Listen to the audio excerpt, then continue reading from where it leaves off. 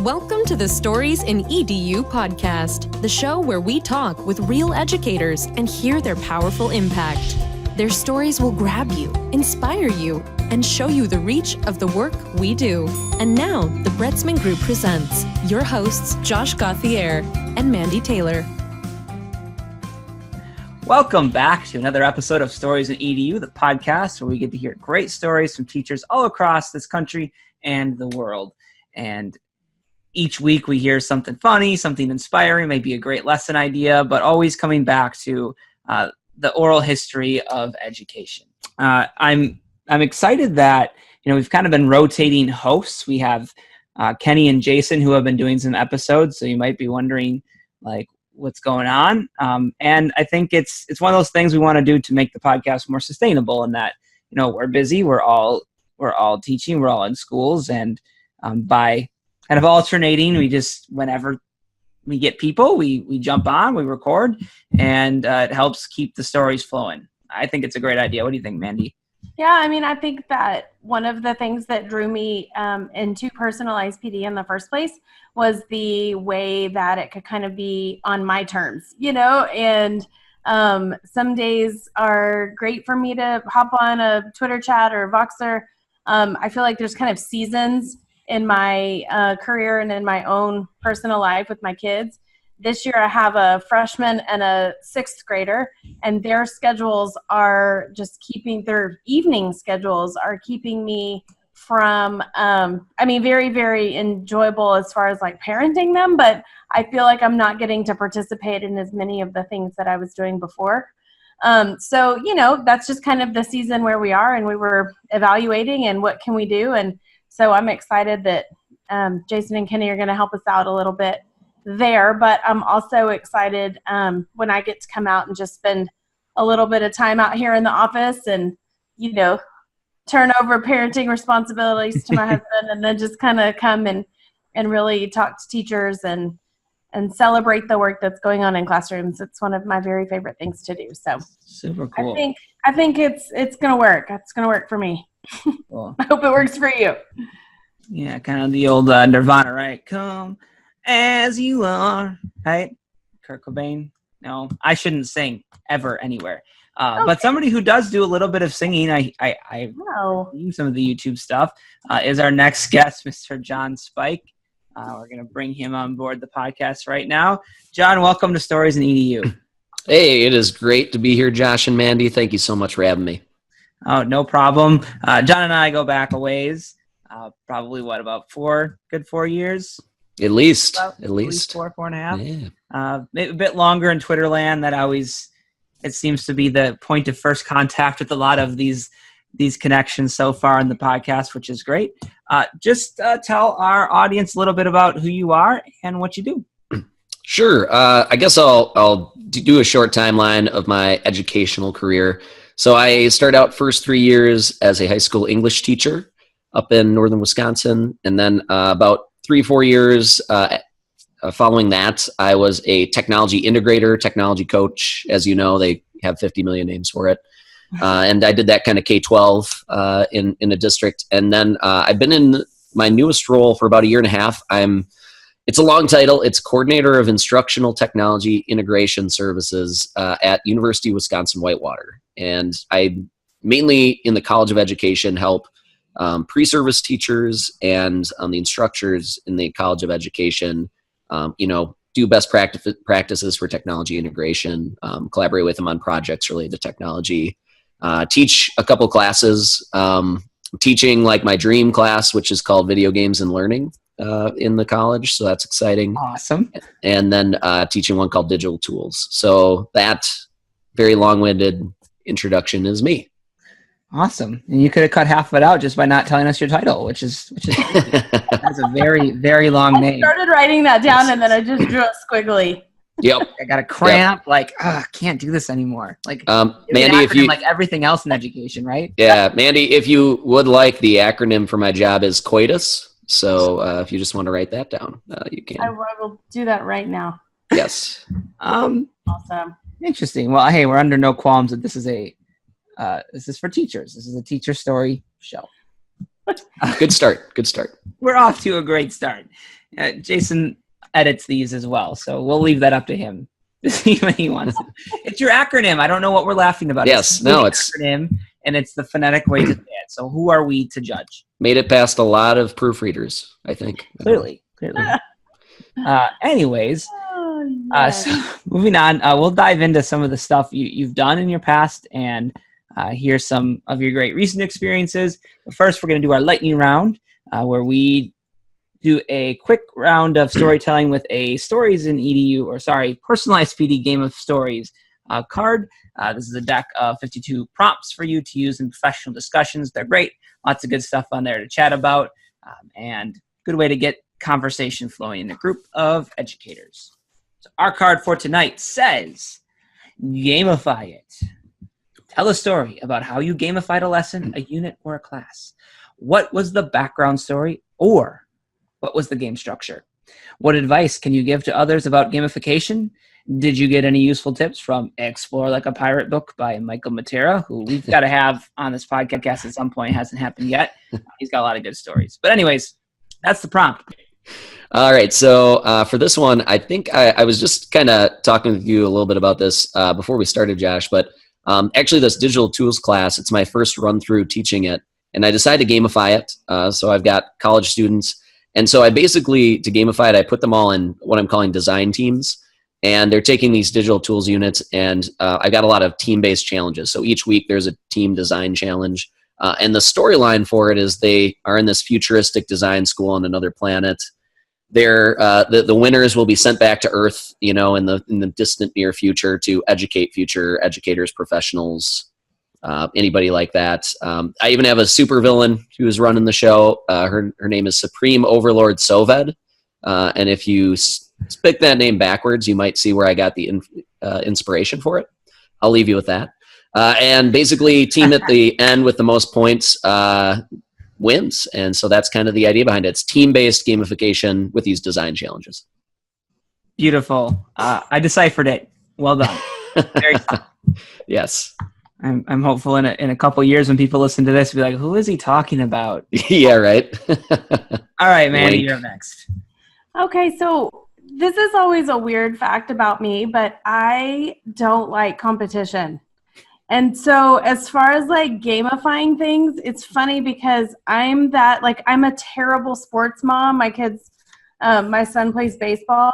I'm a really good band mom. I'm good at dance when they're all just doing what they love. Like I just am, I don't know if it's some traumatic experience from my childhood or what, but taking that with me, I always try to be very aware of kids that have weird things about competition and being competitive and stuff like that.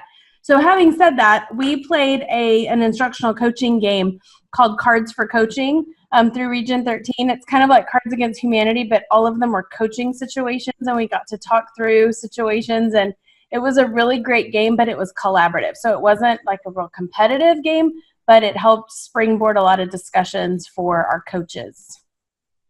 Cool. I like it. All right. Nicely done. It's me now. Okay. Back when I was in the classroom, I taught in middle school mainly, in the business ed area, but really it was mostly technology stuff. We had a 6th grade keyboarding class. We had a 7th grade computer applications. We had an 8th grade careers class, and an 8th grade like programming class like Scratch and whatnot. And because of how things were changed, they were elective. They used to all be required, but then they became elective when they made some schedule changes. So I attempted to set up a gamification arc that connected all 4 of my classes so that if you took them from the 6th grade, which everybody did have to take, and 7th was elective, 8th, both 8th classes were elective, you would have completed the story arc, and things you did in previous classes would give you bonuses in the future classes. Unfortunately, I took a different job the year after, so I didn't really get to fully finish the whole project. So I hope whoever came next gave it a shot. But it was very ambitious, maybe too ambitious. It was a clever way to drum up enrollment for the elective courses, though. Like, well, you got to finish the story. It was fierce enroll. Like I'm telling you, like I mean, kind of what factored into to leaving. I loved it there.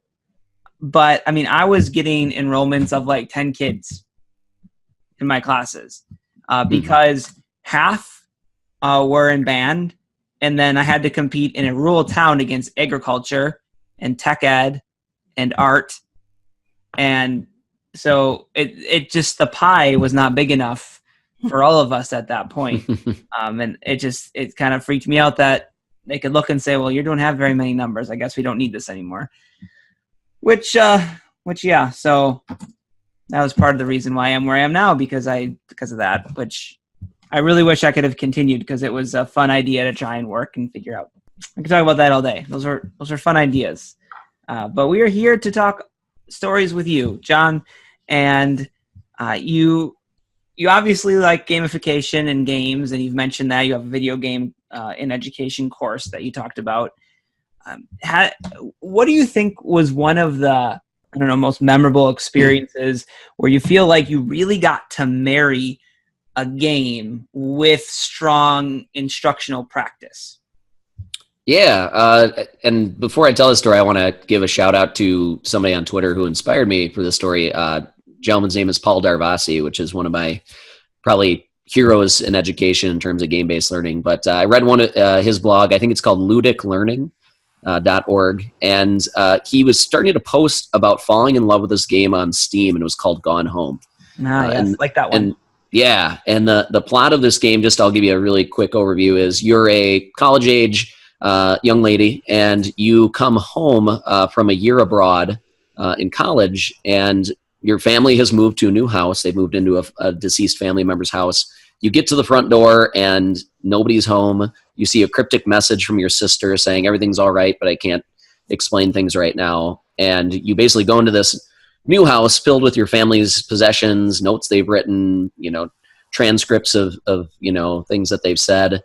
And you kind of explore your family's house as kind of a stranger almost, and you learn what happened to your family in the year you were gone. And as you can imagine, quite a bit happened. Otherwise, it wouldn't be much of a game.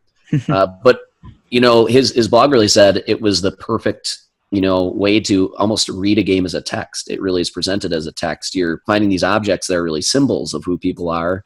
You're getting characterization by observing what people are writing, what they said, what they did, what they own. And you can kind of, do a lot of great literature analysis by playing this game. It's kind of in the walking simulator genre, which is kind of a game where you kind of experience the game. You do a few things, interact with it and learn about it, but you're almost an observer of this world. And so for the unit, our students really just went in and they kind of annotated this game. They went in, they took screenshots of moments, of objects, of artifacts that they found that they thought really showed who characters were. They could take screenshots of things like, some of the allusions to like sci-fi that were running through the story. Some of them looked at some of the pop culture references of the time. It's set in the 90s. So there's a lot of references to some of the things that I appreciated growing up, like, Super Nintendo cartridges and a wall full of VHSs. Now that seems like such a strange concept, now in the age of streaming. But it was a really interesting experience, and it was actually their final exam for a course, a literature course.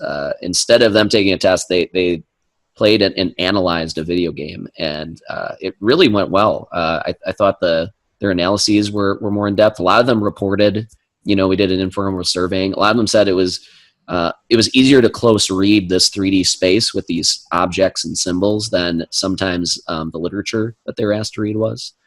So that was kind of an interesting observation. So again, I was inspired by Paul's blog, and we said, why not? We took a shot on it, and I really enjoyed it. The students enjoyed it, and the school was kind of abuzz about, the fact that these kids were taking a final exam by reading a video game. So.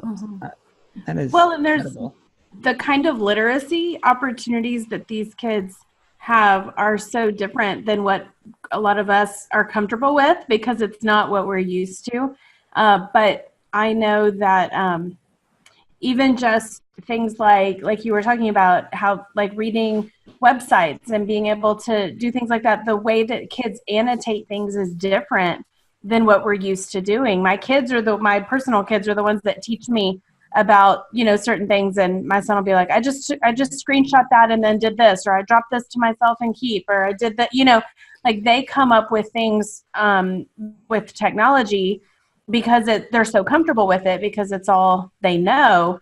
And it's fascinating to kind of see it from that perspective of having to utilize, like I wrote down some of the things you're saying, like the objects, the symbols, and annotating. Those are all skills that we teach in literacy courses, but they are applicable, combining those mediums gives them, I think, more probably buy-in for sure, but then just helping them understand the connections of how you might use this skill that you have from this fun part, this thing to kind of turn it into, content and things like that. So that's fascinating.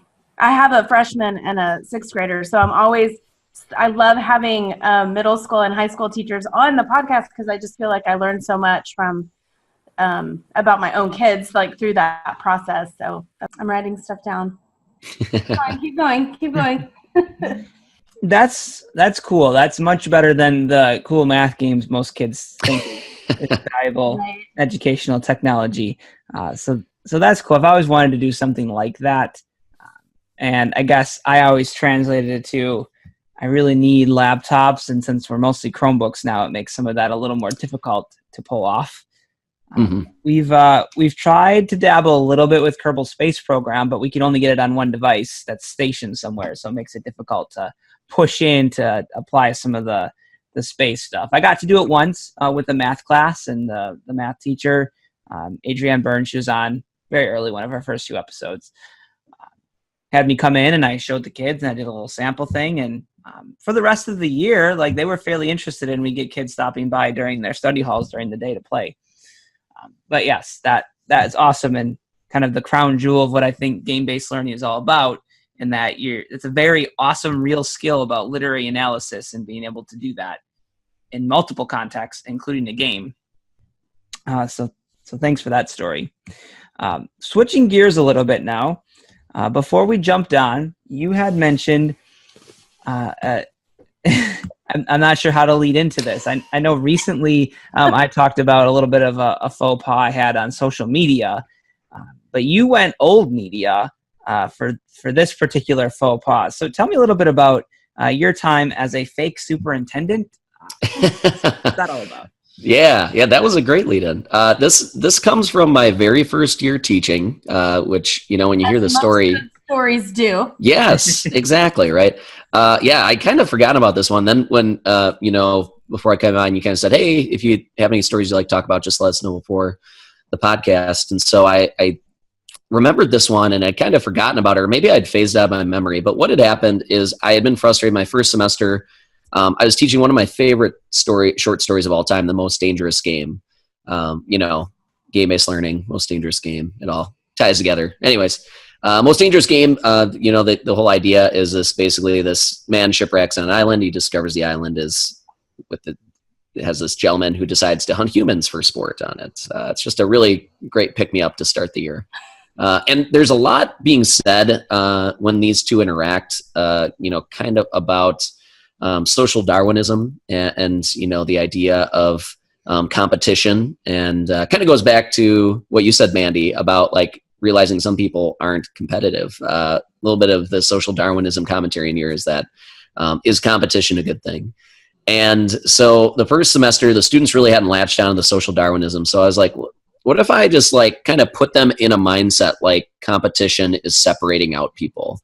And so my idea was I wrote a fake letter from the superintendent, and I brought it into my students. I said, "Hey, I have to read this announcement. It's from the superintendent." And basically the idea was, they had decided that they wanted to give a more personalized experience to students of specific ability levels. So if you had a 3.0 to a 4.0, you stayed at the high school. If you had a 2.0 to 3.0, they were going to move you over to another school. And then those with a F to 2.0 would have like a semester to get it up above a 2.0, or they'd be asked to move to another district. So it's kind of stratifying the district. I even in my like first year teacher brain, I'm like, these freshmen are going to see right through it if I just bring in this sheet. So the other thing I did too is I forged my superintendent's signature on this. Again, just great ideas are happening. Yeah, that's what a lot of people reacted to after they heard this story. Similar reactions. So I brought this in. I'm like, it's going to be fine. I'll just show it to them. You will see how they react, and we'll start reading the story, and I'm going to see if the light bulbs come on that this isn't happening, but it's connecting to the most dangerous game. And that's what happened in the story. So long story short, I start doing this. I share the news with everybody, and they start freaking out. They're upset. They think it's unfair, And I said, oh, well, if you have feedback, I'd be glad to share it with the superintendent. So they list off all these things that are wrong with it. And then we start reading the story, and a student asked if they could use the restroom. And I said, sure. And the student on the way to the restroom ran into a librarian and got talking with this librarian. And I didn't know the student brought the letter with them and showed the librarian. And so the librarian saw the signature on the bottom, read what it was about. I thought it was ridiculous enough a staff member might question it, but apparently not. The librarian made copies of it and then started distributing it to other staff, being like, did you hear what the district is doing? No. And so I get out of that class and I go to my office, and there's an all-staff email that says, just FYI, there is a fake letter from the superintendent circulating about a policy. And I'm like, I think this is about me. I have a feeling I think it's about me. And so the principal calls me, just like, hey, Spike, probably wasn't a great idea. The superintendent wants to talk to you this afternoon around 1. She's going to give you a call. And I'm like, all right, here it comes. I did not make it a year, had a heck of a run, but forging the signature is probably going to be a deal breaker. But I'll never forget this call, because, the superintendent said, here's what you should have done, run this idea by me, keep everybody informed just in case things go wrong, put, prevention in place just in case things could go sideways. But she said to me at the end of the call, she goes, I just want you to know, this is a great lesson idea. Like, I love the idea. Just, the execution, just a few pieces were missed, right? And I said, that's very true, and very kind of you to let me off this easily, because I was expecting, much worse. But I had a lot of respect for my superintendent. She could have easily, said, look what you put me through and all this. I'm sure, a few parents probably caught wind of it when it was all said and done, and she probably took a little flack for this. But she made sure to tell me, like, you're on the right track with what you're doing. Just maybe don't, forge my signature. I don't know, just spitballing here. So that's when I never lived down to that district. That's not why I left. Like, I left, for another job, but that's a day I'll never forget. Wow. Awesome. I don't think I've had something quite like that. I've had, a disciplinary thing quickly escalate into a parent in my classroom within seconds.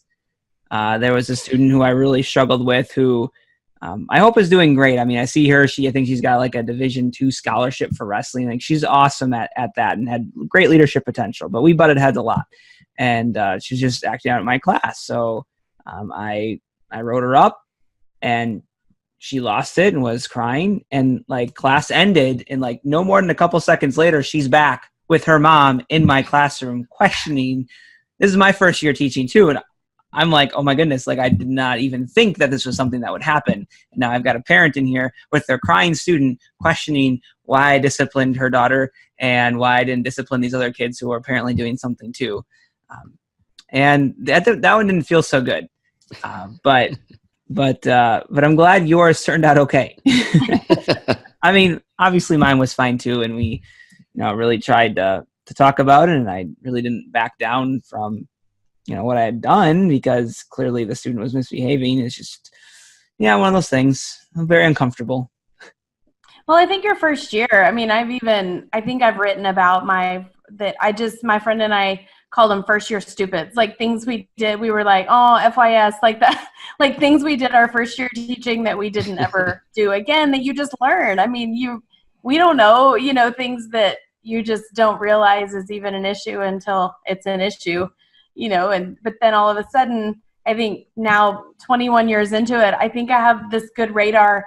Like, as soon as something comes up, I kind of think through, like, well, what could go wrong? Just kind of that idea of troubleshooting and, because that's important, and you don't want to miss the important parts, like you said, of your message because of faulty execution, which I think I respect to your superintendent, though, John, that you were saying, like, she recognized the good in the, in the intent and what you were doing. And I think that is really important because we talk about like making mistakes and failing. And if you haven't failed and you're not trying very hard. And, I think that most teachers, we get scared because we don't want to get in trouble. And so we try to, make sure that we kind of stay safe. And I think that it is important to kind of recognize that a lot of teachers are really trying really cool things to connect with kids. And so I think that's an interesting way to look at it.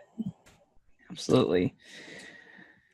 So working with students is one thing, working with parents is another thing, working with teachers and future teachers is a completely different thing. And you and I, and now Mandy, have spent a lot of time doing that. What would you say is one of the most memorable professional development experiences that you've been a part of? Are you talking about as a facilitator or participant or? Either or. Okay. Either or. Okay. Yeah. I just, as a participant, I had the great opportunity to run a lot of professional developments, but I just probably attended one of the best ones in my life this summer, in terms of how it was run. And it was the Google Certified Innovator Academy. Congratulations. That's awesome. Yeah. I knew that, but nobody else did. So yeah. That's also not true. Yeah. And honestly, just to be, forthcoming about it, I think I had applied 2 times before, and so if other people are listening to this podcast and thinking about it, and have tried or are thinking about trying, I highly recommend doing it, because what's really cool about the application process is they ask you to come up with a challenge that you're seeking to solve. They don't ask you to have the solution, but they ask you really what do you see as a need in the K-12 higher ed sphere that really needs to be addressed, and why are you excited to take it on? And the best part is you get rejected, you can still take on that challenge. They asked you to kind of look within and take it on. But to get back to the PD side of it, they ran it basically like a design school when we were there, and they really took us through the process of falling in love with this problem and thinking of unique ways and bouncing ideas and prototyping with the people around us who were struggling with their own problems. So not only did you struggle with this problem you were seeking to solve, you turned around to these other like-minded people who are fired up about something a right or wrong they want to right, and you got to bounce ideas off them, hear their ideas, kind of see what innovative ideas they had for you as a new perspective.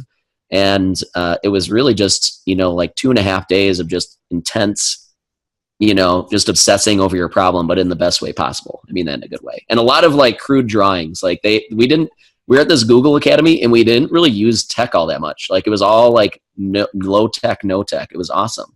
Like a lot of doodling, a lot of sticky notes. It was good to kind of get back to your roots a little bit. So yeah, I really loved it.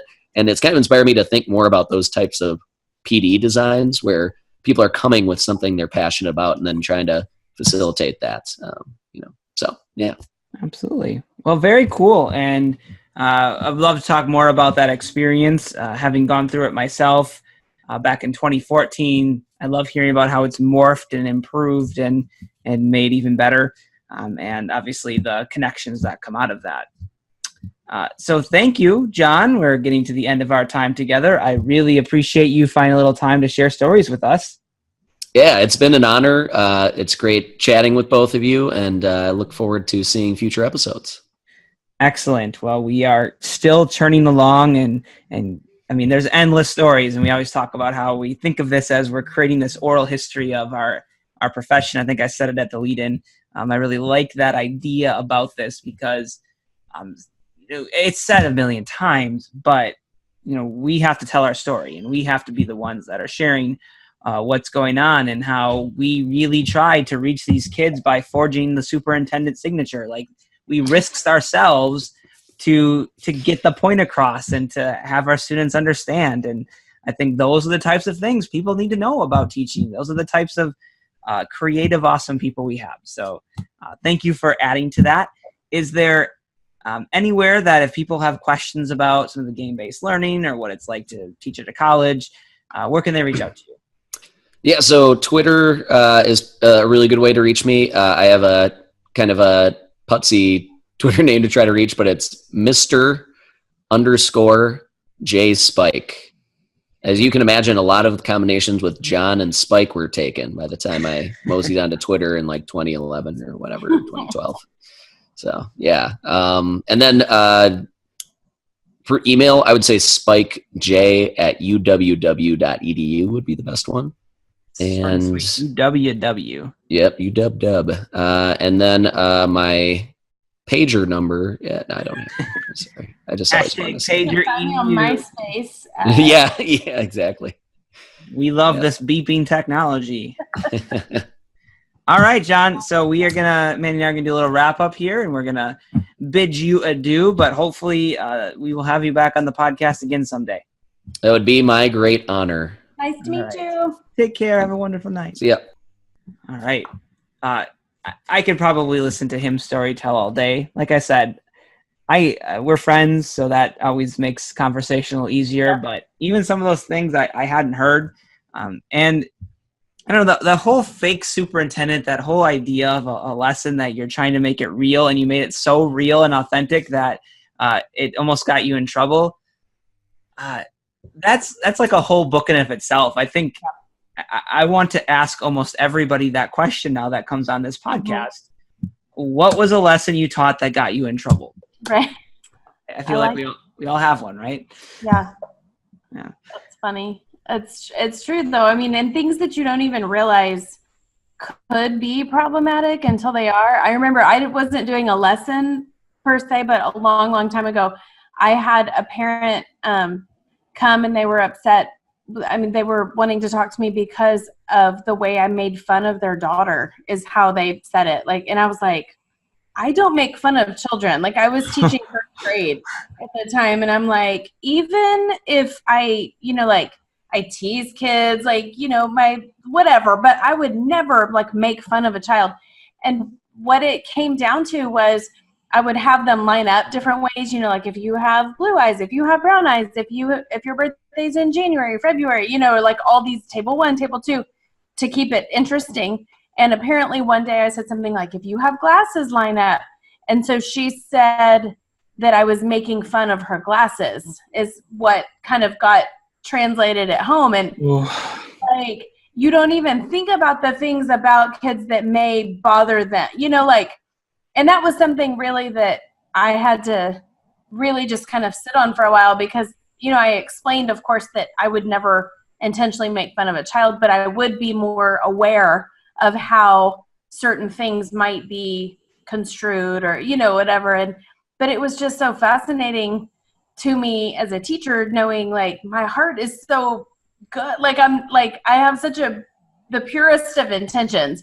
I'm just trying to get everybody safely lined up in a way that's not boring. And then I really had to kind of check myself, but it's hard because in my mind, I'm like, well, why would they ever think that? But there was some reason, for some reason that child did not want that highlighted, and I had to learn from it. So it's just fascinating, the process that all of us go through on our journey, the things we learn and what it teaches us about ourselves. And always learning, and that's what makes it exciting. There's so many dynamics. It is ever changing. I could not imagine doing anything else. Yep.